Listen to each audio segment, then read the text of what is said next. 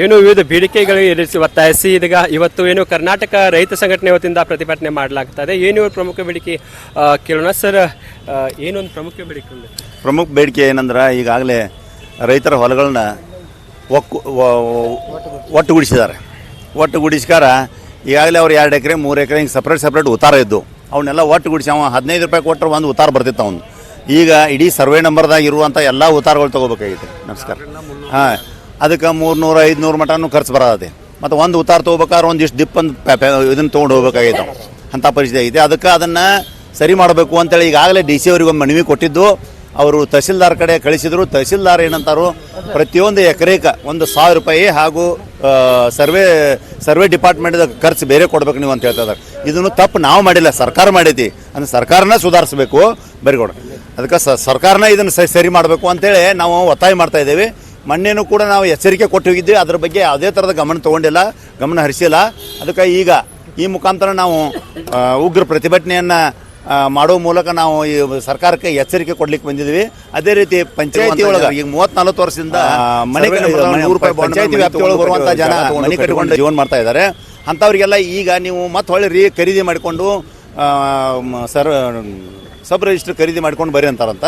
ಅದಕ್ಕೆ ಮೂಲ ಮಾಲಕರು ಸತ್ತು ಹೋಗಿದ್ದಾರೋ, ಮಕ್ಕಳು ಮೊಮ್ಮಕ್ಕಳಿಗೆ ಮತ್ತೆ ದುಡ್ಡು ಕೇಳ್ತಾ ಇದ್ದಾರೆ. ಈಗ ಅದಕ್ಕೆ ಇದು ಆಗೋದಿಲ್ಲ. ದಯವಿಟ್ಟು ಮೊದಲು ಹೆಂಗಿತ್ತು ಹಂಗೆ ಈಗಾಗಲೇ ಸರ್ಕಾರನ ಒಪ್ಪಿಕೊಂಡ ಅವ್ರ ಕಡೆಯಿಂದ ಟ್ಯಾಕ್ಸ್ ತುಂಬಿಸ್ಕೊಂಡಿದ್ದಾರೆ. ಅವ್ರಿಗೆ ನೀರು ಕೊಟ್ಟಿದ್ದಾರೆ, ನಳ ಕೊಟ್ಟಿದ್ದಾರೆ, ಕರೆಂಟ್ ಕೊಟ್ಟಿದ್ದಾರೆ, ರೋಡ್ ಮಾಡಿ ಕೊಟ್ಟಿದ್ದಾರೆ. ಮತ್ತು ಇದನ್ನು ದಾಖಲೆಯನ್ನು ಅವರೇ ಮಾಡಿಕೊಡ್ಬೇಕು ಅಂತೇಳಿ ಈ ಮೂಲಕ ಒತ್ತಾಯ ಮಾಡ್ತಾ ಇದ್ದೀವಿ. ಅದೇ ರೀತಿ ವಿದ್ಯುತ್ ಖಾಸಗೀಕರಣ ಮಾಡಕ್ಕೆ ಹೊಂಟಿದ್ದಾರೆ. ಅದಕ್ಕೆ ಯಾವತ್ತಿದ್ರು ಇನ್ನು ರಾಜ್ಯಾದ್ಯಂತ ನಾವು ಎದ್ದು ನಿಂದಿರ್ಬೇಕಾಗ್ತದೆ. ಇದನ್ನು ಯಾವ ಕಾಲಕ್ಕೂ ನಾವು ಮಾಡೋಕ್ಕೆ ಕೊಡೋದಿಲ್ಲ. ಯಾಕಂದ್ರೆ ಅವರೆಲ್ಲ ಈಗ ಹೆಂಗೆ ಮೊಬೈಲ್ಗೆ ಕರೆನ್ಸಿ ಹಾಕ್ತಾರಲ್ಲ, ಆ ಥರ ಕರೆನ್ಸಿ ಹಾಕಿದ ಮೇಲೆ ಹೊಲಕ್ಕೆ ನೀರು ಬಿಡ್ತಾವಂತಾರು. ಯಾಕಂದ್ರೆ ಅವಾಗ ರೈತ ಯಾವ ರೀತಿ ರೊಚ್ಚಿ ಹೇಳ್ತಾನೆ ಅನ್ನೋದನ್ನು ಇವರು ಊಹಿಸಲು ಸಾಧ್ಯವಿಲ್ಲ. ಹಂಗಾಗುವಂಥ ಪರಿಸ್ಥಿತಿ ಐತಿ. ಅದಕ್ಕೆ ದಯವಿಟ್ಟು ಅದನ್ನು ಕೈ ಬಿಡಬೇಕು. ಅದೇ ರೀತಿ ಈಗಾಗಲೇ ಗೊಬ್ಬರ ತೊಗೊಳಕ್ಕೆ ಹೋದರೆ 300 ರೂಪಾಯಿ ಗೊಬ್ಬರ ನಾವು ತೊಗೋಬೇಕಂದ್ರೆ ನಾವು 1200 ರೂಪಾಯಿ ಕೊಡಬೇಕಾಗಿತ್ತು. ಯಾಕಂದ್ರೆ ಅದಕ್ಕೆ ಇವ್ರು ಲಿಂಕ್ ಕೊಡ್ತಾ ಇದ್ದಾರೆ, ಇನ್ನೊಂದು ತೊಗೋಬೇಕಂತೇಳಿ. ಇದು ಅವಂಗೆ ಅದೇನು ಜರೂರಿ ಇಲ್ಲ ಆ ಗೊಬ್ಬರ. ಆದರೆ ಇದನ್ನು ಅದ್ರ ಜೊತೆಗೆ ಇದನ್ನು ತೊಗೊಂಡಾಗ ಅವ್ನು ಕೊಡ್ತಾನಂದ್ರೆ ಈಗ 300 ರೂಪಾಯಿ ಕೊಡೋಕೆ ಅವನ ಹತ್ರ ದುಡ್ಡಿಲ್ಲ. ಅಂತಂದರೆ ಈಗ 1200 ರೂಪಾಯಿ ಎಲ್ಲಿಂದ ತರಬೇಕವ? ಈಗಾಗಲೇ ಈಗ 10 ವರ್ಷದಿಂದನೂ ಜೋಳ 2,500-3 ಸಾವಿರ ರೂಪಾಯಿ ಇತ್ತು. ಇವತ್ತು 2,500-3 ಸಾವಿರ ಇತ್ತು. 10 ವರ್ಷದಿಂದ ಸರ್ಕಾರಿ ಪಗಾರ, ರಾಜಕಾರಣಿಗಳ ಪಗಾರ ಇಟ್ಟಿತ್ತು, ಇವತ್ತೆಟ್ಟಿತ್ತು. ಇದನ್ನು ತುಲನೆ ಮಾಡಬೇಕಂತೇಳಿ ನಾವು ಈ ಮೂಲಕ ವಿನಂತಿಸ್ತಾ ಇದ್ದೇವೆ. ಸೊ ಇದಷ್ಟು ಏನಂತಂದರೆ ಏನು ಗೊಬ್ಬರ ಅನಿಸ್ತಾ ಇದ್ದಾರೆ, ಅದನ್ನು ಕೂಡ ಕಂಪಲ್ಸರಿ ಮಾರಬಾರ್ದು.